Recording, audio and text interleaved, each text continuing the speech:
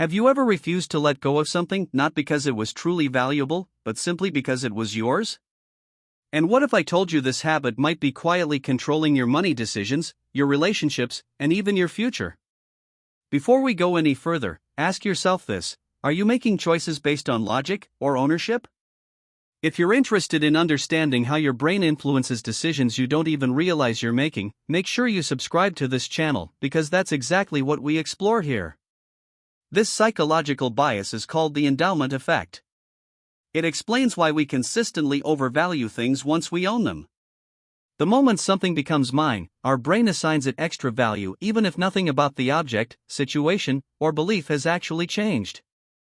And this bias isn't harmless. It silently shapes the way we think, decide, and stay stuck. Psychologists discovered that people demand significantly more money to give up an object they already own than they would ever pay to buy the same object. Ownership alone changes perception. This happens because the brain is wired to avoid loss more strongly than it seeks gain. Losing something feels painful, even when that thing isn't helping us. This instinct once helped humans survive, but today, it often works against us. Now think beyond physical objects. How many habits, routines, or relationships are you holding on to simply because they feel familiar? How many situations no longer benefit you, yet you stay because letting go feels uncomfortable? The brain confuses familiarity with value. And once something becomes part of your identity, questioning it feels like a personal threat. This is why people stay in jobs they hate, defend outdated beliefs, or repeat routines that no longer serve them. The brain stops asking, "Is this good for me?" and starts asking, "How do I protect what I already have?" Let me ask you something important. Are you protecting comfort or protecting growth? The endowment effect also strongly affects how we think about ideas and opinions. The more time and energy you invest in a belief, the harder it becomes to let it go even when evidence proves it wrong. This is why arguments escalate and why people defend positions that harm them. Giving up a belief feels like losing a part of yourself. Money decisions are another area where this bias causes damage. People hold on to failing investments because they've already invested time or money.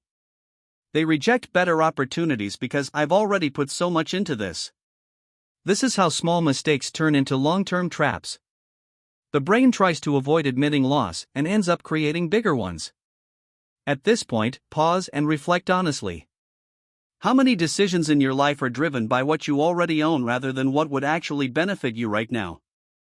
Quick check: have you subscribed or not? If you're still watching, this content is already helping you see your thinking more clearly. Subscribing ensures you don't miss future videos that break down psychology in a practical, real-world way. Here's the most dangerous part of the endowment effect: it makes comfort feel valuable, even when it's limiting you. Your current routine feels important because it's familiar. Your current identity feels right because you've lived in it. But growth always requires letting go of something familiar to create space for something better, and the brain resists that by exaggerating the value of what you already have. So how do you reduce the impact of the endowment effect? Start with a simple but powerful question: if I didn't already own this, would I choose it today? That question alone creates distance, and distance weakens the illusion of ownership. Another effective strategy is perspective. Imagine advising a friend in your exact situation. Would you tell them to stay stuck simply because something feels familiar? Or would you encourage them to choose what actually helps them grow? When emotion steps back, clarity steps in. The truth is, your brain will always try to protect what's familiar. But familiarity is not the same as value. Just because something is yours doesn't mean it's good for you. And just because letting go feels uncomfortable doesn't mean it's wrong. So I'll leave you with this question: what are you overvaluing simply because it's already yours, and what could change if you finally let it go? If you found value in this video, subscribe to the channel for more psychology-based insights.